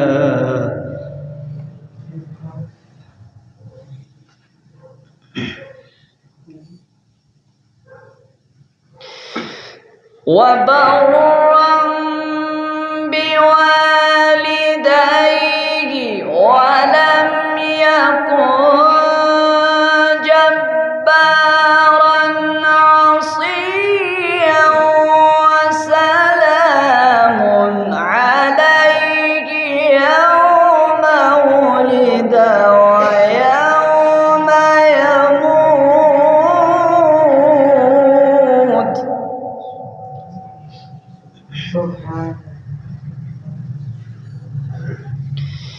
व सलामुन अलैहि यौम वुलिद व यौम यमूत व यौम युबअसु हय्या। सदक़ल्लाहुल अज़ीम। अहमदु व नसल्लिमु अला रसूलिहिल करीम, अम्मा बअद, फ़अऊज़ु बिल्लाहि मिनश शैतानिर रजीम, बिस्मिल्लाहिर रहमानिर रहीम। इन्ना हाज़ल क़ुरआन यहदी लिल्लती हिय अक़वम, सदक़ल्लाहुल अज़ीम। मेरे वाजिब तकरीम व ताज़ीम मुअज़्ज़ज़ सामिईन, ये तक़रीब तकमील कुरान करीम की मुबारक महफ़िल है और जिन हज़रात ने कुरान करीम सुना है और जिन हाफ़िज़ साहब ने कुरान करीम सुनाया है, अल्लाह तबारक व तआला तमाम के इल्म व अमल के अंदर बरकतें अता फ़रमाए, माल व असबाब के अंदर बरकतें अता फ़रमाए और अल्लाह तबारक व तआला हमें भी इस कुरान के साथ जोड़े रखे और कुरान की खिदमत करने की, हदीस की खिदमत करने की तौफ़ीक़ अता फ़रमाए। कुरान की रोशनी के अंदर जिस तरह आजकल के माशरे में एक सबसे बड़ा मसला जो है कि आज मैं ATM के अंदर गया और जो ही कार्ड जो है वो कैमरे के सामने वहाँ किया तो उसने कहा कि आपका कार्ड एक्सपायर हो चुका है, 1 अप्रैल यानी आपका कार्ड नहीं चलेगा। मार्च तक था और इसके बाद नहीं चलेगा। तो मेरे पास पैसे नहीं थे तो एक परेशानी सी लायक हुई, तो कुछ सामान वगैरह ख़रीदना था तो वो ख़रीदे बग़ैर ही, मेरे पास एक ही कार्ड था तो बग़ैर ख़रीदे ही मैं घर चला गया। तो मेरे जहन में एक बात आई कि ये जो आदमी की गुज़रान होती है इसका ताल्लुक़ बहुत गहरा होता है इंसानी ज़िंदगी के साथ, और जब ये इंसान की गुज़रान तंग हो तो इंसान को बहुत सी परेशानियां लायक हो जाती। ओवरऑल अगर पाकिस्तान का देखा जाए, बहैसियत पाकिस्तानी होने के हमारी मईशत कैसी है, हमारी गुज़रान कैसी है, तो हमारे अगर कुरान की रोशनी में देखा जाए तो 3 बड़े असबाब नज़र आते हैं कि जिसकी वजह से हमारी मईशत तबाह है, हमारी मईशत ख़राब है, तबाह व बर्बाद है। उसकी एक वजह कुरान करीम जो ज़िक्र करता है वो ये है, अल्लाह तबारक व तआला फरमाते हैं, मन आरज़ा अन ज़िक्री फ़इन्न लहू मईशतन ज़न्का, कि जो आदमी मेरे ज़िक्र से, मेरे दीन से, मेरे अहकामात से एराज़ करेगा, मुँह फेरेगा, मैं उसकी मईशत को तंग कर दूँ। जब उसकी मईशत तंग होगी तो फिर वो वापस लौटेगा दीन की जानिब, यानी इसमें हिकमत ये है। तो उसकी मईशत तंग होगी, उसका गुज़रान तंग होगा, गुजारा मुश्किल होगा। उसकी वजह यह है कि उसने दीन से एराज़ किया। और एराज़ किसको कहते हैं? एराज़ इनकार को नहीं कहते, एराज़ मुँह फेरने को कहते हैं। कि आप एक बच्चे को सालन देते हैं खाने के लिए कि ये खाओ, और वो मुंह बना के उस तरफ मुंह कर लेते हैं कि मैं नहीं खाता। तो अब ये क्या है कि ये बच्चा खाने से इनकार नहीं कर रहा बल्कि उस चीज़ से एराज़ कर रहा है। उसने कहा ये खाना मैंने नहीं खाया, इससे एराज़ कर रहा है। तो वो इनकार नहीं कर रहा, इनकार अलग चीज़ है, एराज़ अलग चीज़ है। इसी वजह से बाज़ औक़ात ज़हन में ये एतराज़ भी आता है कि मुसलमान तो कुरान को मानते हैं, दीन को मानते हैं, अहकामात पे अमल पैरा होते हैं, और जो लोग काफिर हैं तो वो तो कुरान को मानते ही नहीं, वो हदीस को मानते नहीं, दीन को मानते नहीं। तो उनकी मईशत क्यों टॉप पे जा रही है? उनकी मईशत ऊंची है, हमारी मईशत नीचे है। उनकी मईशत बेहतर है, हमारी मईशत बदतर है। वजह क्या है? वजह ये है कि अल्लाह तबारक व तआला ने काफिर के लिए और मुसलमान के लिए अलग अलग ज़वाबित कायम फरमाए। मुसलमान के लिए अलग ज़ाब्ता है और काफिर के लिए अलग ज़ाब्ता है। अल्लाह तबारक व तआला फरमाते हैं, मन काना युरीदुल आजिलत अज्जलना लहू फ़ीहा मा नशाउ लिमन नुरीद सुम्मा जअलना लहू जहन्नम। जो आदमी आजला का इरादा रखता है, आजला से मुराद क्या है? दुनिया का इरादा करता है, तो अल्लाह तबारक व तआला फरमाते हैं मैं उसको दुनिया देता हूँ, और इतनी देता हूँ, इतनी देता हूँ कि वो सही अच्छी गुजरान में होता है, बेहतर हालात में होता है। लेकिन उसको जो मिलता है वो सब कुछ दुनिया के अंदर ही मिलता है, उसके लिए आखिरत के अंदर कोई हिस्सा नहीं होता। मन काना युरीदुल आजिलता अज्जलना लहू फीहा मा नशाउ, जो हम चाहते हैं हम उसको दे देते। अज्जलना लहू फीहा मा नशाउ लिमन नुरीद सुम्मा जअलना लहू जहन्नम यस्लाहा मज़मूमा मदहूरा। और आगे अल्लाह तबारक व तआला फरमाते हैं वमन अरादल आखिरत व सआ लहा सअयहा व हुवा मुमिनुन फ़उलाइका कान सअयुहुम मशकूरा, कि जो इंसान आखिरत का इरादा करता है कि मुझे दुनिया के अंदर नहीं चाहिए, मुझे आखिरत के अंदर चाहिए, तो अल्लाह तबारक व तआला फरमाते हैं और इसके लिए वो कोशिश भी करता है, बैठा नहीं रहता, हाथ पे हाथ रख के बैठा नहीं रहता, बल्कि उसके लिए कोशिश भी करता है, उसके लिए साई भी करता है। अल्लाह तबारक व तआला फरमाते हैं उसकी जो साई है उसकी कदर की जाएगी क़यामत के दिन, यानी अल्लाह तबारक व तआला उसको आखिरत के अंदर इससे बहुत ज़्यादा बेहतर अता फरमाए। तो मुसलमान के लिए ज़ाब्ते अलग हैं और कुफ़ार के लिए ज़ाब्ते अलग ज़िक्र किए गए। तो इस वजह से ये ज़हन के अंदर एतराज़ न लाया जाए कि कुफ़ार की मईशत जो है वो बेहतर है, हमारी मईशत क्यों बेहतर नहीं। एक तो ये चीज़ कि हम जो है दीन से एराज़ कर रहे हैं। दूसरा सबब जो सबसे बड़ा, कुरान कहता है कि वमा आतैतुम मिर रिबल लियरबुआ फ़ी अम्वालिन्नास वमा आत फ़ी अम्वालिन्नास फ़ला यरबु इंदल्लाह वमा आतैतुम मिन ज़कातिन तुरीदून वजहल्लाह फ़उलाइका हुमुल मुज़िफ़ून। दूसरा सबसे बड़ा जो मसला है वो है सूद, कि सूद हमारी रगों के अंदर घुसा हुआ है और सूद के बारे में लोगों का यह ख्याल है कि ये सूद माल की बढ़ोतरी का ज़रिया है, लेकिन अल्लाह तबारक व तआला वो यानी कुरान क्या कहता है, लियरबू फ़ी अम्वालिन्नास, ये सूद इसलिए इस्तेमाल करते हैं, सूद में इसलिए पढ़ते हैं ताकि माल की बढ़ोतरी करें। फ़ला यरबू इंदल्लाह, अल्लाह तबारक व तआला ने फरमाया कि वो अल्लाह के यहाँ नहीं बढ़ता। अल्लाह ने कह दिया नहीं बढ़ता तो अब नहीं बढ़ता।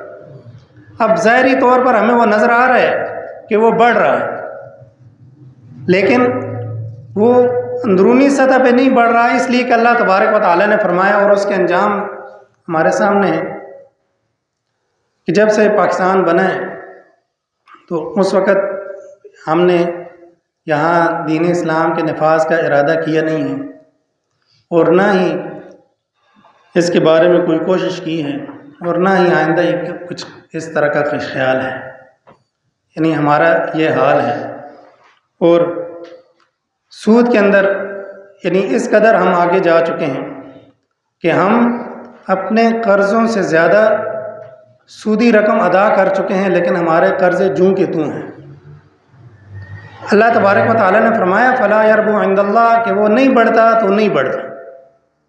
वमा आतैतुम मिन ज़कातिन तुरीदून वजहल्लाह, और जो तुम ज़कात अदा करते हो उसमें तुम अल्लाह तबारक व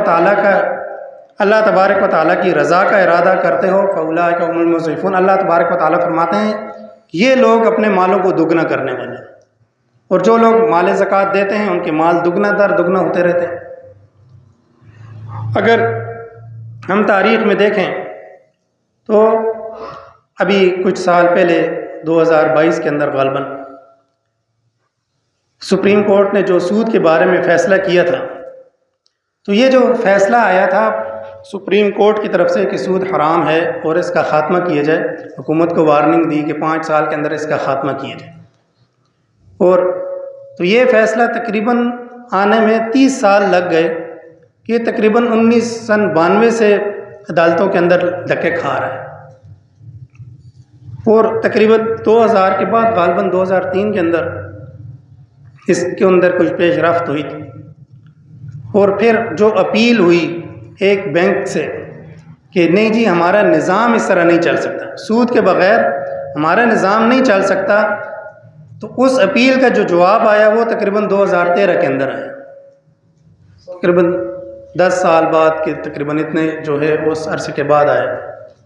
फिर जब वो बात चलती रही, केस खुल गया, और 2022 के अंदर जब जज साहब पूछते हैं उसी बैंक वाले से कि जिस बैंक ने अपील दायर की थी, उस बैंक वाले से पूछते हैं कि आप कहते हैं हमारा निज़ाम नहीं चलता, और दुनिया के अंदर निज़ाम चल रहा है, मुसलमानों का नहीं काफिरों का सूद के बग़ैर निज़ाम चल रहा है। और तकरीबन 10 से ऊपर ऐसे ममालिक हैं जो गैर मुस्लिम हैं, उनका जो मुल्क है वो बग़ैर सूद के चल रहा है, अल्लाह ताला चला रहे हैं उनके, तो बग़ैर सूद के उनका निज़ाम चल रहा है। उस बैंक वाले से जज साहब ने पूछा कि आप कहते हैं कि सूद के बग़ैर निज़ाम नहीं चलता, आपके बैंक के अंदर जो इस्लामी बैंकारी की शाख है वो है, डेस्क है वहाँ पर? वो कहने लगे जी है। तो कहने लगे वो डेस्क आपका कामयाब है? कहते हैं जी कामयाब है। कहते हैं जब आप बग़ैर सूद के आपका बैंक का एक डेस्क कामयाब है, एक शोबा कामयाब है, तो आप कहते हैं कि सूद के बग़ैर ये निज़ाम नहीं चल सकता, तो सूद के बग़ैर मुल्क कैसे नहीं चल सकता? तो फिर उस वक़्त सुप्रीम कोर्ट ने सूद के हुर्मत के बारे में फ़ैसला दायर किया और इस यानी हुकूमत को कहा कि आप इस सूद का ख़ात्मा करें। हम कितनी पेशरफ्त करते हैं उसमें वो हमें पता है। तीसरी जो चीज़ हमारी माइशत की तबाहकारी जो कर रही है वो सबसे बड़ी है वो सबसे बड़ी जो चीज़ है वो है करप्शन। क्या करप्शन जो है, हम समझते हैं सिर्फ जो सियासत में आ गया, जो हुक्मरान बन गया वही करप्शन करता है, बल्कि हर आदमी अपने हिस्से में करप्ट है। हर महकमे के अंदर या कुछ ना कुछ लोग इस तरह के हैं जो करप्ट हैं, जो करप्शन में मुलव्वस हैं। करप्शन को उर्दू में माली बददियानती कहा जाता है, माली ख़यानत कहा जाता है, और इसके अंदर मुलव्वस हैं लोग। कभी चाय पानी का नाम देकर, कभी ऊपर की कमाई देकर, कभी कुछ नाम देकर इसको जायज़ समझा जाता है। अल्लाह तबारक व तआला फरमाते हैं वला ताकुलू अम्वालकुम बैनकुम बिल बातिल, एक दूसरे के मालों को बातिल तरीके से, नाजायज़ तरीके से ना खाओ। और ये हमारे उस्ताद फरमाते थे, वो कहते हैं कि हमारे बाबा जी थे, उनके मुक्तदी थे, वो कहने लगे कि जी हुक्मरान बड़े जो है वो करप्ट हैं, हुक्मरान बड़े इस तरह के हैं, उनके बारे में बातें कर रहा था। तो उस्ताद कहते हैं कि मैंने उस बाबा जी को कहा कि उनका बस उतना चलता है तो वो बड़ा हाथ मारते हैं, और हमारा बस इतना चलता है कि हमें रस्ते के अंदर एक ईंट मिली होती है, देखते हैं कि एक ईंट पड़ी हुई है, हम उठा के उसको घर में ले आते हैं, हमारा बस इतना चलता है। यानी गुनाह के अंदर दोनों बराबर के शरीक हैं, वो ज़्यादा गुनाह कर रहे हैं, हम छोटा गुनाह कर रहे हैं। अब वो उनका बस हुकूमती ख़जानों पर चलता है तो वो वहाँ पर हाथ चलाते हैं, और हमारा हाथ इतना चलता है कि हम बस एक ईंट घर में ले आते हैं और समझते हैं कि बस ये हमारे किसी काम में आ जाएगी, तो हम इतनी थोड़ी बहुत करप्शन कर लेते हैं। तो ये तीन चीज़ें जो हैं ये हमारी मईशत को बिल्कुल खाए जा रही हैं, तबाह किए जा रही हैं। और अगर आज हम इसके ख़िलाफ़ खड़े ना हों और हम ये सोचते रहें नहीं जी आने वाली हमारी नस्लें वो करेंगी या उससे आने वाली नस्ल, जब हम ये असबाब को ख़त्म कर देंगे, अपने अंदर से, अपने माशरे से इन चीज़ों को ख़त्म कर देंगे, तो ख़ुद ब खुद हमारी जो मईशत है वो ख़ुद ब खुद तरक्की करनी शुरू हो जाए। वो चाहे आज कल से शुरू हो जाए, चाहे 10 साल के बाद हो, 20 साल के बाद हो, एक न एक दिन जो है जो हमें ऊपर से मार आएगी, जो कर्ज़े देने वाले जो लोग हैं, एक दफ़ा तो उनका दबाव पड़ेगा, एक दफ़ा प्रेशर पड़ेगा, और बहुत ज़बरदस्त किस्म का प्रेशर पड़ेगा, बहुत ज़बरदस्त किस्म का हम पे जो है दबाव आएगा। लेकिन वो आएगा तो सही, एक दफ़ा आए, चाहे वो हमें सहना पड़े या हमारी आने वाली नस्लों को सहना पड़े, सहना तो है। तो अगर आज हम सह लेंगे तो हमारी आने वाली जो नस्लें हैं उनको एक बेहतरीन मईशत मिल जाएगी। और करप्शन ख़त्म करने के लिए सबसे बेहतरीन जो चीज़ है वो गुड गवर्नेंस है। और गुड गवर्नेंस के लिए हमें कहाँ देखना पड़ेगा? हमें सैयदना सैयद फ़ारूक़ आज़म रज़ी अल्लाह तआला अन्हु की सीरत मुबारका को देखना पड़ेगा। हमें वहाँ से गुड गवर्नेंस मिलेगी, सहाबा इकराम की सीरत से गुड गवर्नेंस हमें मिलेगी वहाँ। और सैयदना फ़ारूक़ आज़म रज़ी अल्लाह तआला अन्हु का निज़ाम बहुत से ममालिक में कायम है, उन्होंने कायम किया हुआ है और अच्छे तरीके से चल रहा है। हम अपने मुल्क के अंदर अगर वो क़ानून ले आएँ, अगर हम अपने मुल्क के अंदर वो गवर्नेंस ले आएँ, तो हम भी उसी डिगर पे चलना शुरू हो जाएंगे, हम भी बेहतरी की तरफ चलना शुरू कर देंगे। अल्लाह ताला से दुआ है, अल्लाह ताला हमें इन बातों को समझने की और इन बातों पर अमल करने की तौफ़ीक़ अता फ़रमाए। वाखिर दावाना अल्हम्दुलिल्लाहि रब्बिल आलमीन। आमीन। अल्हम्दुलिल्लाहि रब्बिल आलमीन व आक़िबतु लिल मुत्तक़ीन वस्सलातु वस्सलामु अला सय्यिदिल अंबिया वल मुरसलीन। या अल्लाह हम गुनाहगार हैं, ख़ताकार हैं, स्याकार हैं। या अल्लाह तू हमारे गुनाहों को माफ़ फरमा। वो गुनाह जो जानबूझकर हुए, वो गुनाह जो अनजाने में हुए, वो गुनाह जो ज़ाहिर के हैं, वो गुनाह जो बातिन के हैं, वो गुनाह जो महफिल में किए, वो जो गुनाह जो खलवत में किए, या अल्लाह सब गुनाहों को माफ़ फरमा। अल्लाह पूरी उम्मत मुसलमा के गुनाहों को माफ़ फरमा। या अल्लाह पूरी उम्मत मुहम्मदिया को हिदायत अता फरमा। या अल्लाह हिदायत के रस्तों को खोल दे। या अल्लाह, या अल्लाह, या अल्लाह खुसूसी करम और रहम वाले फैसले फरमा। या अल्लाह खुसूसी करम और रहम वाले फैसले फरमा। या अल्लाह, या अल्लाह फ़लस्तीन के मुसलमानों की मदद फरमा। अल्लाह हम कमज़ोर हैं, बुज़दिल हैं, उनकी मदद नहीं कर सकते। अल्लाह तू उनकी मदद और नुसरत फरमा। या अल्लाह, या अल्लाह उनको फ़तह फरमा। या अल्लाह, या अल्लाह इन हाफिज़ों ने, शहज़ादों ने तेरा कुरान पढ़ा, अल्लाह इनका पढ़ना कबूल फरमा। अल्लाह जिन साथियों ने सुना, इनका सुनना कबूल फरमा। जो इस महफिल में आए हैं, या अल्लाह इनका आना कबूल फरमा। अल्लाह हम सब की मग़फ़िरत फरमा। या अल्लाह सबको अपनी बारगाह में कबूल फरमा, दीन के लिए कबूल फरमा। या अल्लाह हमें ऐसा बना कि तुझे तेरे हबीब को पसंद आ जाए। या अल्लाह हमारे सिलसिले को दीन और दुनिया, या अल्लाह जो इसमें लगे हुए सबकी दोनों दुनिया की मामलात को दुरुस्त फरमा। या अल्लाह, या अल्लाह, या अल्लाह सिलसिले का फैज़ पूरी दुनिया में आम फरमा। हमें आफ़ियत और आसानी के साथ ज़रिए के तौर पर इस्तेमाल फरमा। हमारे शायख को सरताज ज़माना बना दे। या अल्लाह, या अल्लाह जिस तरह वो चाहते हैं हमें काम करने की तौफ़ीक़ अता फरमा। अल्लाह हमारी कमियों कोताहियों को माफ़ फरमा। या अल्लाह, या अल्लाह किसी कमी कोताही की वजह से दीन से, सिलसिले से, ख़ुद से महरूम न फरमाना। या अल्लाह, या अल्लाह, या अल्लाह अपनी रज़ा वाले अमाल नसीब फरमा। बेरोज़गारों को रोज़गार अता फरमा। रोज़गार वालों के रिज़्क़ में बरकतें नसीब फरमा।